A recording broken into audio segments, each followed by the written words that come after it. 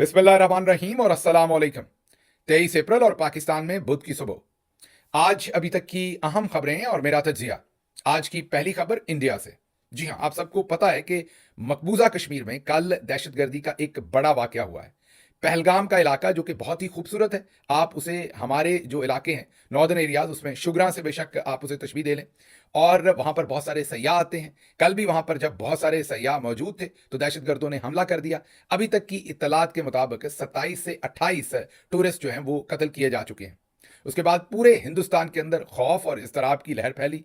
ये लहर सिर्फ हिंदुस्तान के अंदर नहीं रही बल्कि पूरी दुनिया ने रिस्पॉन्ड किया, और उसकी बड़ी वजह एक तो दहशतगर्दी का हमला, और उससे भी बड़ी वजह जो हिंदुस्तान की सफारती ताकत है पूरी दुनिया के अंदर।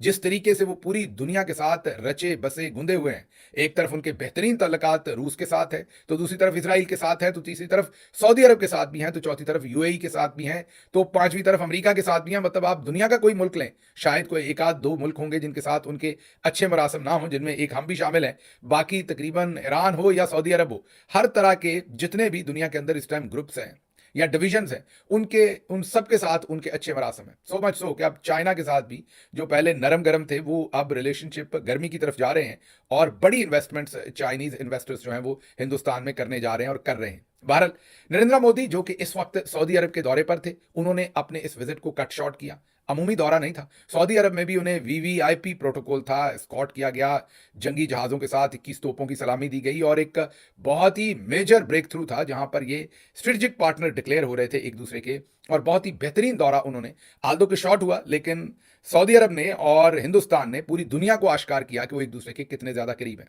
आपको ये पता हो कि हिंदुस्तान सऊदी अरब का सबसे बड़ा बिजनेस पार्टनर ऑलरेडी बन चुका है।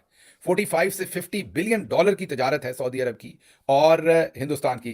तो आप उससे अंदाजा लगा लीजिए कि सऊदी अरब का सबसे बड़ा जो बिजनेस पार्टनर है पूरी दुनिया में वो इस वक्त हिंदुस्तान है। बहरहाल, जो वजीर आजम मोदी हैं, हिंदुस्तानी वजीर आजम मोदी, उन्होंने अपना दौरा कट शॉर्ट किया, वापस न्यू दिल्ली पहुंचे, जहां पर उन्होंने एयरपोर्ट के ऊपर ही एक मीटिंग की है, सिक्योरिटी से रिलेटेड मीटिंग की है, जिसमें यकीनी तौर पर बहुत ही इंपॉर्टेंट डिसीजंस किए जा चुके होंगे या किए जा रहे होंगे।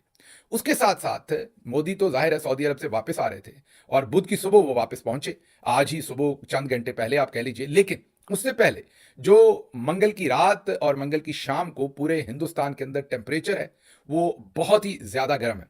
पूरे हिंदुस्तान के अंदर जो उनका इंटेलिजेंसिया है, जो उनके रिटायर्ड आर्मी के ऑफिसर्स हैं, जो उनके जर्नलिस्ट हैं, जो उनके ओवरऑल ओपिनियन मेकर्स हैं, वो सब के सब ये चाहते हैं कि कल का दिन ना चढ़े और पाकिस्तान के ऊपर हमला कर दिया जाए। वो एक जंग की तरफ जा रहे हैं। अभी तक हुकूमत की तरफ से कोई फॉर्मल इसके ऊपर बात तो नहीं आई, लेकिन जितने भी उनके डिफरेंट सेगमेंट्स ऑफ सोसाइटी हैं, उन्होंने तो एक किस्म की जंग पाकिस्तान पर तकरीबन तकरीबन डिक्लेयर कर दी है। अगर आप इन तमाम चीज़ों को देखें और फिर पाकिस्तान में जो सिचुएशन है उसको देखें, तो आप ये समझ सकते हैं कि आने वाले दिनों में एक बड़ा खतरा हमें इस सारी से मत में नजर आ रहा है। हमने कश्मीर का कई सालों से नाम नहीं लिया। कश्मीर का जो पूरे का पूरा वो आर्टिकल 370 वाला इशू और दूसरे तमाम चीज़ों पे हमारी जो मिलिट्री लीडरशिप थी, हमारे मिलिट्री जनरल से वो डिपार्चर ले चुके थे। इमरान खान साहब कश्मीर की बात करते रहते थे, जब से उन्हें जेल में डाला तो कश्मीर का नाम कहीं पर नहीं है। खुदा खुदा करके जाहिर है डोमेस्टिक कंजम्पशन के लिए आर्मी चीफ ने एक सुल्तान राय जैसी तकरीर की। सुल्तान राय मरहूम की मैं यहाँ पर कोई बात नहीं कर रहा, मैं उनका जो सुल्तान राय साहब के रोल्स होते थे उनकी बात कर रहा हूँ। तो उन्होंने सुल्तान राय जो पंजाबी फिल्मों के रोल से उसकी तरह की एक बड़ी उन्होंने धुआंधार और आग उगलती हुई तकरीर की। महीनों सालों के बाद कश्मीर का नाम लिया। हिंदू मुस्लिम दो कौमी नजरियात, नफरत अंगेज जो कॉन्टेक्स्ट थे उनके ऊपर बातें करते हुए तकरीर की। जाहिर है उस तकरीर को पूरी दुनिया बहुत ही नापसंदीदगी से ले रही थी। ये अलग बात है कि टाउट्स यहां पर बता रहे थे आर्मी चीफ को कि बल्ले बल्ले बल्ले, आपने तो बुर्ज उल्टा दिया, आपने जो तकरीर की आपने उससे तबाहियां मचा दी।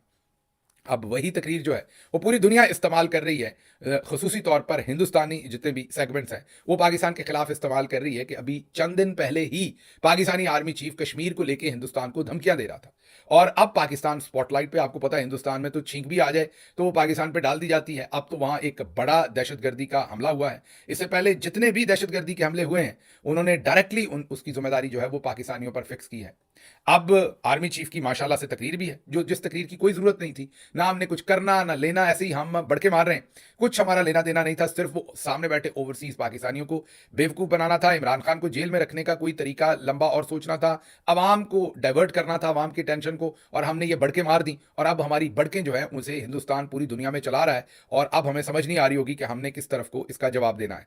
बहरहाल, दूसरा इसके ऊपर एक और भी बहुत ही इंपॉर्टेंट चीज़ है कि आज अगर अनफॉर्चुनेटली मैं ये कहूँगा, अल्लाह ना करे कि ऐसा हो कि हिंदुस्तान किसी जंग की तरफ जाता है, तो जाहिर है अटेंशन डाइवर्ट होगी पाकिस्तान के अंदर, जो इस वक्त पूरी अटेंशन और स्पॉटलाइट में है, जो पाकिस्तान के अंदर इंसानी हकूक की खिलाफ वर्जी हुई, जो जमहूरियत की खिलाफ वर्जी हुई, जिस तरह इमरान खान के साथ और उनके साथियों के साथ जुल्म किया गया, जिस तरह जुडिशरी को लूटा गया, उन सारी चीज़ों के ऊपर जो स्पॉटलाइट है वो वहाँ से हट के जंग की तरफ चली जाएगी। तो दूसरे लफ्ज़ों में, जो जनरल साहबान हैं, उनको ओवरऑल तो नुकसान होगा, जाहिर है मुल्क जंग में जाएगा, लेकिन ये फ़ायदा होगा कि ये जो मौजूदा डिस्कशन है, इसमें से बात निकल जाएगी और पूरी कौम जाहिर है अपनी फ़ौज को सपोर्ट करेगी, और करनी चाहिए भी।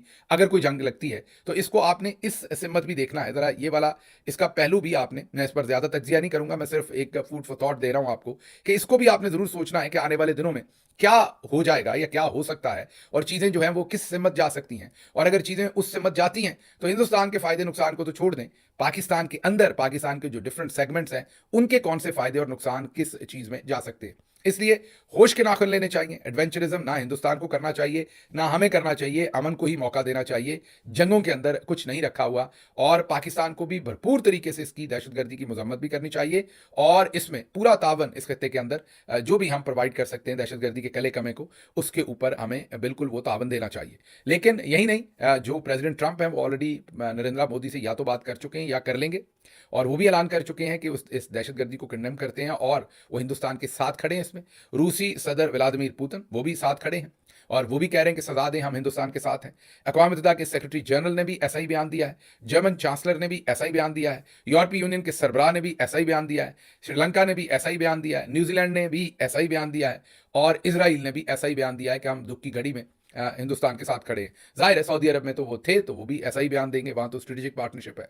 तो बहुत ही सिचुएशन जो है वो डिफिकल्ट हो गई है, मैं ये कहूँगा बहुत ही सिचुएशन जो है वो गर्म हो गई है, और पाकिस्तान को बड़े ही तदब्बर से, जो कि अनफॉर्चुनेटली आजकल की हमारी जो इस वक्त फॉर्म 47 के लोग हैं, वो ना तो जवाब दे सकते हैं, ना इसे हैंडल कर सकते हैं। इमरान खान की आज कौम को उनके जेल में होने का सबसे ज़्यादा एहसास होगा, क्योंकि याद कीजिए जब 2019 में फरवरी में ये सब कुछ हुआ था, तो किस तरीके से इमरान खान की जो लीडरशिप क्वालिटीज़ थी, उन्होंने पाकिस्तान को एक ऐसा मुखालिफ हरीफ, जो आपसे कई गुना बड़ा है फौजी ताकत में, कई गुना बड़ा है साइज़ में, कई गुना बड़ा है इंटरनेशनल सफारती अपनी ताकत में, उसके बावजूद चारों शाह ने उनको चित किया था। इमरान खान साहब की मतानत ने, उनकी उनकी जो डिसीजन मेकिंग थी, जहाँ पर दलेरी करने की ज़रूरत थी वहाँ दलेरी की, जहाँ पर बुर्दबारी करने की ज़रूरत थी वहाँ वो की, जहाँ मौका शनासी करने की, मसलहत करने की ज़रूरत थी वहाँ पर वो किया। तो बेहतरीन डिसीजन मेकिंग उन दिनों में हुई थी, जिसका आप सबको पता है। लेकिन यहाँ पर एक बात और भी जहन में रहे कि इमरान खान साहब, जिन्होंने लीड किया था लीडर के तौर पर उस फरवरी की सारे के सारे इंसिडेंट को, वो इस वक्त जेल में है नाहक। और जिन वाइस एयर मार्शल साहब ने, जिन्होंने लीड किया था एयरफोर्स की तरफ से, वो भी इस वक्त उम्र कैद भुगत रहे हैं, और उनका भी कोर्ट मार्शल हो चुका है। जी हाँ, मैं आपको सिर्फ ये बता रहा हूँ कि एयरफोर्स ने उसमें बहुत ही कमाल दिखाया था। एक तरफ आपका प्राइम मिनिस्टर था, और फिर एयरफोर्स की परफॉर्मेंस थी। दोनों, आपका प्राइम मिनिस्टर भी जेल में है इस वक्त, उस वक्त के प्राइम मिनिस्टर, और उस वक्त के उस मिशन को लीड करने वाले जो पाकिस्तान एयरफोर्स के सबसे सीनियर मोस्ट ऑफिसर थे, वो भी इस वक्त जेल काट रहे हैं, उम्र कैद। और उन पर भी इल्ज़ाम यही है कि उन्होंने जो मौजूदा army chief general Kasim Munir और उनके साथियों का ये जो सारा इस वक्त नेटवर्क है, उसके खिलाफ उन्होंने कोई काम किया है। आगे चलते हैं अब अगली खबर की तरफ। ये तो हो गई जो कुछ इंडिया में, हिंदुस्तान में पहलगाम का ये सारा वाकया हुआ, और इसके पाकिस्तान पर क्या असरात होंगे, इसको तो हमने पूरी डिटेल से डिस्कस किया। लेकिन इसके पाकिस्तान में भी कुछ कल ही, मतलब इतना बड़ा वाकया हो गया, पूरी दुनिया उसे कवर कर रही, लेकिन हमारा वही भोंडा और भद्दा रिएक्शन था। जी हाँ, आईएसपीआर साहब ने जो डायरेक्शंस जारी की कल, हसन रजा साहब ने तो पूरा तोपखाना ही, पूरा बारूद खाना ही ट्वीट कर दिया था, हमने आपको बताया। और फिर जाहिर उनको समझाया गया होगा कि भाई ये तो सबके खाने की चीज़ थी, ये आप 25 30 50 लोगों ने मिलकर खाना था इन लाइनों को, आपने अकेले ने पूरा बारूद खाना ही तबाह कर दिया है। बहरहाल उन्होंने, मेरा ख्याल है, वो ट्वीट डिलीट किया, और उसके बाद उन्होंने नया ट्वीट किया। मैंने बताया कि वो भले आदमी हैं, गलती हो गई उनसे, हमने उनसे पूछा भी लेकिन राब्ता नहीं हो पाया उनसे। हमने ट्राई की उन तक रीच आउट करने की कि उनसे पूछेंगे ये सब कुछ क्या हुआ, लेकिन उनसे राब्ता नहीं हो पाया। लेकिन आपको बताते हैं, आर्मी चीफ कहते थे कि ये फॉरवर्डेड एज रिसीव्ड नहीं होना चाहिए। ये जरा कुछ देखिए, आमिर इलियास राणा साहब, गरीदा फारूकी साहबा, दूसरे लोग जितने भी हैं, इन्हें एक ही मैसेज आया, और ये मैसेज उन्हीं लाइनों में से एक लाइन है जो हसन रजा साहब ने सारा तोपखाना ही, जो बारूद खाना ही पूरे का पूरा जो है वो ट्वीट कर दिया था, और सब जर्नलिस्टों ने लाइन में लग के ट्वीट कर दिए बगैर सोचे हुए। मतलब आपको इतना भी नहीं सोचते कम वक्त कि आपको आइडिया आ गया, आपको आईएसपीआर ने कहा है कि आप इस पर ट्वीट करें, ओके करें, लेकिन जरूरी थोड़ी कि वहीं से लाइन लेनी है, लाइन तो अपनी ले ले, लेकिन इतना प्रेशर है, इतना डर है, या फिर इतनी नालायकी है, मुझे नहीं पता, कि डिट्टो वही वर्ड उठा के सभी ने ट्वीट कर दिए। ये भी नहीं सोचा कि इससे बेइज्जती होती है, इसका एनालिसिस होगा। सोशल मीडिया पे तो एक आईना है, सब कुछ सामने आ जाता है, तो फिर हम क्या जवाब देंगे। तो पाकिस्तान, हिंदुस्तान कहां पहुंच गया है कि पूरी दुनिया रिस्पॉन्ड कर रही है। एक जंग का समा है, हिंदुस्तानी पूरी जो सेगमेंट्स ऑफ सोसाइटी हैं वो तुले पड़े हैं पाकिस्तान के ऊपर हमला करने के लिए, और हम एक ही ट्वीट 50 जर्नलिस्टों से करवा के लफाफा सहाफ़ियों का इमेज उन बेचारों के साथ जोड़ के उनकी रेपुटेशन भी तबाह कर रहे हैं, अपनी भी कर रहे हैं। हमारी जो टेक्स्ट बुक है वो वही है जो मैडम नूर जहां पिछले दिनों बता रही थी कि उन्हें फैज़ साहब की जो नज़म थी वो पढ़ने पर उन पर पाबंदी लगाई थी, और फैज़ साहब को हमने बगावत और गद्दारी में जेल में डाला था। तो हम वहीं खड़े हैं, हमने ना सीखना है ना आगे मूव करना है। अगली खबर की तरफ चलते हैं जी। अगली खबर अंसार अब्बासी साहब की है। मैंने तो आपको बताया कि ये टाउट आजम है, सबसे बड़े टाउट हैं सहाफत में, और मैं इनको सबसे बड़ा इसलिए कहता हूं कि गलीज किरदार अदा करते हैं। दिन का आगाज ये दुरूद शरीफ लिखकर या पढ़कर करते हैं, और फिर सारा दिन झूठ बोलते हैं, सारा दिन झूठी खबरें देते हैं। मीन मक्कार तरीन इनकी जो बदकिस्मती से पर्सनैलिटी है। तो अंसार अब्बासी साहब ने कहा कि आर्मी चीफ और मिलिट्री स्टैब्लिशमेंट को वजीर आजम शहबाज शरीफ की कारकर्दगी पर मुकम्मल एतमाद है। और भाई आर्मी चीफ उनके सबॉर्डिनेट है, आर्मी चीफ को वजीर आजम लगाता है। ठीक है, हमें यह पता है कि आर्मी चीफ असल में तो आइन के हिसाब से सबॉर्डिनेट है, लेकिन यहां तो उन्होंने अर्दली रखा हुआ है शहबाज शरीफ को। इमरान खान ये बता चुके हैं, लेकिन आप कम से कम भरम ही रहने दें इस ओहदे का, इतना नंगा तो ना करवाएं अपने टाउटों से इस ओहदे को। तो अंसार अब्बासी साहब को भी शर्मिंदगी नहीं हुई ये खबर टेबल स्टोरी करते हुए, और जिन्होंने पीछे से उनसे करवाई उन्हें भी शर्मिंदगी नहीं हुई। भले वो बेचारा टाउट ही है, भले मीन अर्दली है बेचारा, लेकिन कुछ तो उसका एहतराम रखें कि जी आर्मी चीफ ने शहबाज शरीफ के ऊपर एतमाद का इजहार किया। वाह माशाल्लाह माशाल्लाह। मीन जो सबॉर्डिनेट है वो बॉस के ऊपर एतमाद का इजहार करेगा कि शाबाश तुम बहुत अच्छा काम कर रहे हो, करते रहो। आप इमरान खान के ज़माने में, किसी दिन आपको एक वाकया सुनाऊंगा, हमें ऐसे ही तो जूते नहीं पड़े थे, मैं अपनी बात कर रहा हूँ, कोई वजूहत तो होंगी ना। एक दिन आपको वाकया सुनाऊंगा कि एक ऐसा ही ट्वीट किसी ने गरीदा फारूकी से करवाया था, तो फिर उसके बाद क्या हुआ था, वो क्या सारा वाकया था आपके सामने किस दिन रखूंगा। आज खबरें और चल रही हैं, तो ऐसे ख्वाहिशें करके ऐसी बेहुदा स्टोरीज करवाई जाती हैं। ये नहीं समझा जाता कि इसमें ओवरऑल इंस्टीट्यूशंस की भी बेइज्जती होती है। मुल्क का जो प्राइम मिनिस्टर है, भले फॉर्म 47 पर बूट पॉलिश करता है, अर्दली है, लेकिन है तो प्राइम मिनिस्टर का होता ना, उसकी भी बेइज्जती होती है, और पूरी रियासत की जागसाई होती है। लेकिन हमने मानना नहीं है, इसमें भरपूर मेरे साथ मिलकर शर्मिंदगी भेजी है अंसार अब्बासी साहब को। और अगर आपके पास उनका नंबर है या फोन है तो गाली गलोच नहीं, कानून और इखलाकियात के अंदर रहते हुए उनको जरूर मैसेज कीजिए और उनसे पूछिए कि आपको शर्म नहीं आती ऐसी घटिया टेबल स्टोरीज फाइल करते हुए। आप शर्मिंदा नहीं होते इस उम्र में कि आप ऐसी घटिया स्टोरीज करते हैं जिससे आपका जर्नलिज्म चले नाम का ही है लेकिन शर्मा जाए। अच्छा जी, अगली खबर जो है वो हज्जाज की है। हमने आपको पता है कि हमने बहरे जुल्मात में घोड़े दौड़ा दिए, दश्त तो दश्त, सहरा भी ना छोड़े हमने, बहरे जुल्मात में दौड़ा दिए घोड़े हमने कोई एरिया नहीं छोड़ना जहां पर हमने नाकामी, मायूसी और अपनी दो नंबरी और अपनी बुराई जो है वो नहीं लेके जानी। हुजाज कराम से 48 अरब रुपए एडवांस में लिए गए, 48 बिलियन रुपीस, या कितने मिलियन डॉलर्स बनते हैं ये आप खुद देख लें, अंदाजा कर लें। 48 बिलियन रुपीस एडवांस में लिए गए। ये कुछ 6 महीने 8 महीने पहले एडवांस में ले लिए जाते हैं, लेकिन वो पैसा वक्त पर सऊदी अरब को जमा नहीं करवाया गया।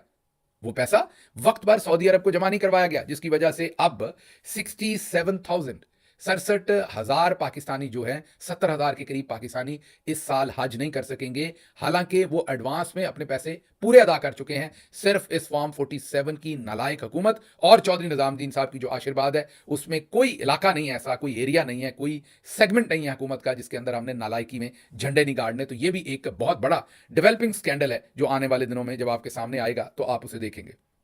अगली खबर, आलिया हमजा साहबा की जमानत हो गई है। देखते हैं उन्हें अब रिहाई मिलती है कि नहीं। अभी हुई है थोड़ी देर पहले जब हम ये रिकॉर्डिंग करने लगे थे। उम्मीद है आज वो रिहा हो जाएंगी। और ये भी एक अजीब ही काम है कि सिर्फ एहतजाज करने पर लोगों को पकड़ के जेलों के अंदर डाल दिया जाता है। अच्छा जी, अगली खबर आपके सामने जो रखते हैं वो तैमूर सलीम झगड़ा का बहुत ही तगड़ा बयान है और बहुत ही क्लियर कर दिया उन्होंने पूरी सिचुएशन को। मैं ये कहूंगा कि अच्छी एनोलॉजी इस्तेमाल की है। उन्होंने कहा है कि मादनियात का बिल कालाबाग डैम की तरह अब एक ऐसी चीज बन गई है कि जो जिसके ऊपर बहुत ही ज्यादा लोगों की डिस्प्लेजर आ गया है। जैसे कालाबाग डैम का इशू डिस्प्यूटेड हो गया था, ऐसे अब माइंस एंड मिनरल का बिल भी डिस्प्यूटेड हो गया और अब ये पास नहीं हो सकेगा।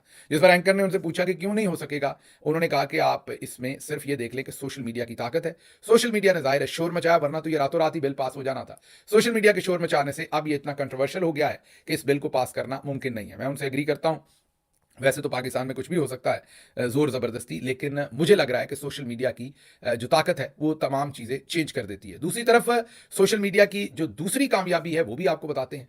वो दूसरी कामयाबी ये है कि बर्गमैन की 50 पाकिस्तानी कम्युनिटी लीडरों से मुलाकात हुई और उस जो कम्युनिटी लीडरों से मुलाकात हुई है और ओवरऑल जो बर्गमैन की स्टेटमेंट से, कांग्रेसमैन बर्गमैन की स्टेटमेंट से जो माहौल पैदा हुआ है, उससे चौधरी साहब जो हैं, वो मैंने आपको पहले बता दिया कि उन्होंने हसन रजा से जो ट्वीट करवाया था बर्गमैन साहब के खिलाफ, और फिर राणा सनाउल्लाह ने भी आके वही लाइन ली। हमारे भी चंद बेवकूफ़ों ने वही लाइन ली जो राणा सनाउल्लाह ले रहे हैं, जो ISPR ले रहे हैं। अब पता नहीं उनके कहने पर ले रहे हैं या अपनी बेवकूफ़ी में ले रहे हैं, लेकिन बहरहाल बर्गमैन साहब की 50 पाकिस्तानी कम्युनिटी लीडर्स के साथ मुलाकात हुई है, खुलकर उसमें बातचीत हुई है। ये मेरी तो उनसे बातचीत एक दिन पहले हुई थी, ये आज अमेरिका के मंगल वाले दिन, पाकिस्तान में आप समझ लीजिए बुध की अलल सुबह समझ लीजिए, ये मुलाकात, ये बातचीत उनकी 50 पाकिस्तानी कम्युनिटी लीडर्स के साथ हुई है, जिनको सबको उन्होंने एतमाद में लिया है। उनके सख्त ये सवाल भी उनसे पूछे गए कि आपने वहां ये स्टेटमेंट क्यों नहीं दी, आप यहां क्यों दे रहे हैं। जैसे कुछ लोग कहते हैं ये मुनाफकत हो रही है, उन्होंने डट के जवाब दिया, तमाम चीज़ों का एक्सप्लेन किया कि भाई क्या मैं कर सकता था, क्या प्रोटोकॉल्स थे, क्या मैं नहीं कर सकता था, लेकिन अपनी पोजीशन अभी भी बताई है कि वो आज भी समझते हैं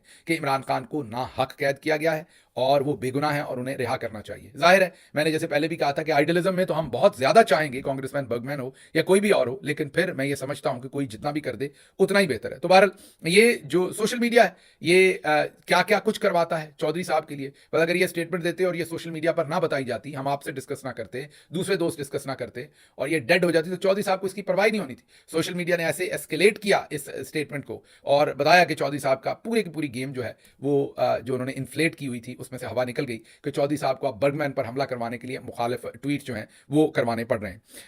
अच्छा जी, अगली और आखिरी खबर आपके सामने रखते हैं कि सदर ट्रंप का फड्डा अब हार्वर्ड यूनिवर्सिटी के साथ भी पड़ गया। पहले भी आपको बताया था हमने, 2.2 अरब डॉलर उनकी फंडिंग रुकी है और उसके साथ साथ या हतमी तौर पर तो शायद अभी नहीं रुकी, रोकने का प्रोसेस है, और उसके साथ साथ ये भी उनको शायद कहा था कि आपका जो टैक्स का स्टेटस है रिलीफ का, वो भी शायद आपसे वापस ले लिया जाए क्योंकि आप हमारी बातें नहीं मान रहे, जो रिपोर्ट हो रहा है मीडिया में।